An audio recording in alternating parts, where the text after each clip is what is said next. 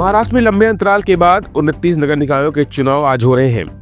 इस सियासी जंग का केंद्र मुंबई महानगर पालिका यानी बीएमसी बनी हुई है। देश की सबसे अमीर नगर निकाय पर कब्जे की लड़ाई बीजेपी की नेतृत्व वाली महायुति और उद्धव राज ठाकरे गठबंधन के बीच कड़ा मुकाबला माना जा रहा है।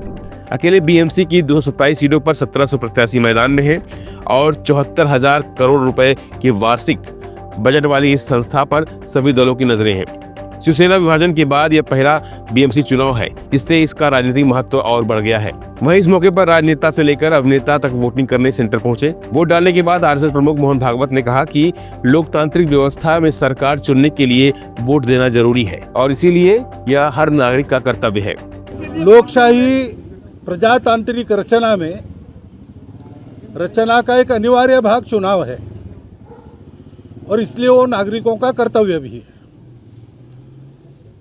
तो संतुलित विचार करके, जनहित का विचार करके योग्य लगता है उस उम्मीदवार को मत देना, वोट देना, ये अपना कर्तव्य रहता है।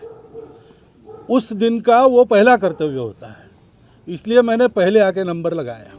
वहीं वोट डालने के बाद एक्टर अक्षय कुमार ने कहा कि आज बीएमसी के लिए वोटिंग हो रही है। मुंबईकर होने के नाते आज रिमोट कंट्रोल हमारे हाथ में है। आज बीएमसी की वोटिंग है और मुंबईकर होने के नाते मैं हमारी रोजमर्रा जिंदगी के लिए आज का दिन है जो रिमोट कंट्रोल हमारे हाथ में आता है। सो मैं यही कहूँगा, सारे मुंबई वालों को कहूँगा, आके वोट जरूर करें।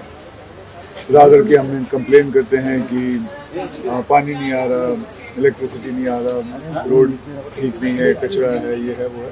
इट्स नाउ आर्ट, हम सबको आना चाहिए और हो सके सारे के सारे आने चाहिए ताकि हम वोटिंग करके सही बंदा चुन सके। वही मतदान करने पहुंचे क्रिकेटर सचिन तेंदुलकर ने कहा कि यह बहुत महत्वपूर्ण चुनाव है। यह हमें एक मौका देता है जहां हम वोट के जरिए अपनी राय जाहिर कर सकते हैं। सभी को बाहर आकर वोट करना चाहिए। बहुत इम्पोर्टेंट है। मैं हमेशा कहते आ रहा हूँ कि ये मौका ऐसा है जहाँ पे आपको अपना ओपिनियन आप मतदान के जरिए आप एक्सप्रेस कर सकते हो और जो आप चाहते हो उसमें एक एक बूंद, हम जैसे कहते हैं कि एक एक बूंद इम्पोर्टेंट होता है।